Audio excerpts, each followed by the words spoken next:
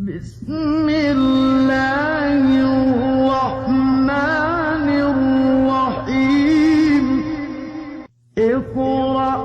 باسم ربك الذي خلق خلق الإنسان من علق اقرأ وربك الأكرم الذي علم بالقلم علم الإنسان ما لم يعلم كلا إن الإنسان ليطغى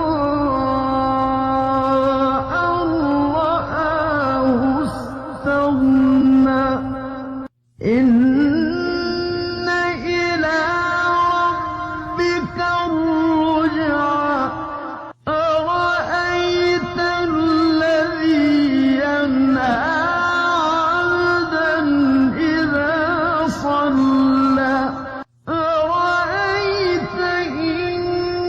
كان على الهدى أو أمر بالتقوى أرأيت إن كذب وتولى ألم يعلم بأن الله يرى كلا لئن لم ينته لنسفعا بالناصية ناصية كاذبة خاطئة فليدع ناديه